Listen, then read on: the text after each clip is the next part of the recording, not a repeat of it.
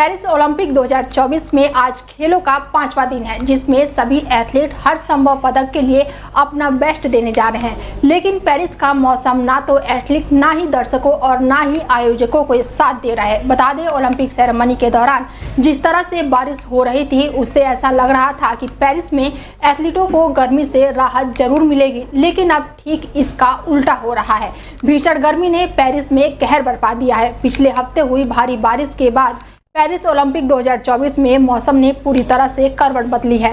तापमान 35 degree Celsius तक पहुंच गया है, जिससे एथलीट, दर्शकों और अधिकारी गर्मी से बेहाल हो गए हैं। फ्रांस के मौसम सेवा ने राजधानी के लिए बड़े तूफान का अलर्ट जारी किया है। शाम को आंधी, भारी बारिश, ओलावृष्टि और बिजली गिरने की चेतावनी दी गई है। शाम को संभावित बारिश से कुछ राहत मिल सकती है, लेकिन देश भर में गर्मी से सभी को परेशान कर दिया है। पिछले महीने जलवायु वैज्ञानिकों और एथलीटों द्वारा समर्थित एक रिपोर्ट में चेतावनी दी गई थी कि अत्यधिक उच्च तापमान खेलों के लिए खतरनाक हो सकता है। हाल के बारिश से पेरिस ने कई रिकॉर्ड तोड़ने वाली हीट वेव का सामना किया है। शुक्रवार को ओपनिंग सेरेमनी के दौरान भारी बारिश हुई और तापमान ठंडा रहा, जबकि शनिवार को बारिश ने कुछ इवेंट में बाधा डाली।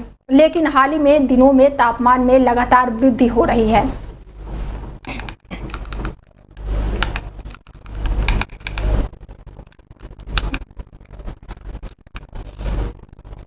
दिल्ली सरकार बनाएगी कोचिंग सेंटर। जी हां, बता दें आपको कि राजधानी दिल्ली के ओल्ड राजेंद्र नगर में स्थित कोचिंग सेंटर के बेसमेंट में पानी भरने से करीब 3 छात्रों की मौत हो गई। इस हादसे के बाद छात्रों में आक्रोश है।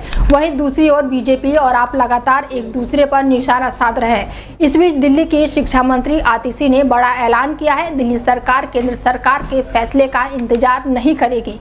दिल्ली सरकार द्वारा कोचिंग रेगुलेशन एक्ट लाया जाएगा। बता दें, आतिशी ने आगे कहा है कि कोई भी गड़बड़ी किसी अधिकारी की वजह से अगर सामने आती है तो किसी को बख्शा नहीं जाएगा। दिल्ली की मंत्री ने आगे कहा है कि हम आज कमेटी बनाएंगे जिसमें स्टूडेंट को भी शामिल किया जाएगा, साथ ही अफसर और सरकार के लोगों को भी शामिल किया जाएगा। इससे निपटने के लिए कानून लाने की लॉन्ग टर्म सोल्यूशन है। बता दें कि 27 जुलाई को ओल्ड राजेंद्र नगर में IAS राव कोचिंग सेंटर के बेसमेंट में पानी भर गया था। इससे वहां मौजूदा 3 छात्रों को डूबने से मौत हो गई थी। तुरंत तब रात को जब लगा कि इस इंसिडेंट में एक बहुत बड़ी ट्रेजेडी हो गई है, एक मैजिस्टीरियल इंक्वायरी ऑर्डर करी गई। एक मैजिस्टीरियल इंक्वायरी का एक कानूनी प्रावधान होता है, CRPC में भी इसका प्रावधान था, और जो भारतीय नागरिक सुरक्षा संहिता अब देश में लागू है, उसके तहत भी एक मैजिस्टीरियल इंक्वायरी का प्रावधान होता है, जो कोर्ट ऑफ लॉ में प्रेजेंट करी जाती है। 24 घंटे का समय दिया गया दिल्ली सरकार के रेवेन्यू डिपार्टमेंट को, DMs को, कि वे इस पे रिपोर्ट देंगे। केरल के वायनाड में पहाड़ से बहकर आए सैलाब से हाहाकार मच गया है। करीब 22,000 की आबादी वाले 4 गांव सिर्फ 4 घंटे में पूरी तरह से तबाह हो गए।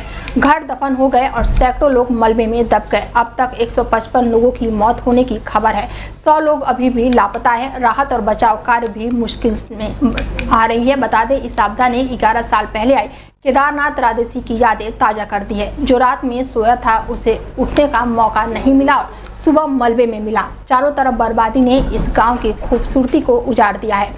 मौसम विभाग ने रेड अलर्ट जारी किया है, जिसकी वजह से हेलीकॉप्टर उड़ान नहीं भर पा रही है। जमीन के रास्ते ही लोगों को बाहर निकालने की कोशिश की जा रही है। मौसम विभाग ने वायनाड समेत आसपास के जिलों में भारी बारिश को लेकर रेड अलर्ट जारी किया है, जिसके बाद केरल के 11 जिलों में स्कूल बंद करने के निर्देश दिए गए हैं। केरल में कुदरत की विनाश लीला देखकर हर कोई सहम गया है। वायनाड में इसे सबसे बड़ी त्रायदशी मानी जा रही है। 4 घंटे में 3 जगह लैंडस्लाइड हुई और पहाड़ों से आए सैलाब 4 गांव को बहा ले गया। अब मलबे के किनारे जा रहे और उसमें कीचड़ से लथपथ या पत्थर के नीचे दबे लाशों को निकाला जा रहा है।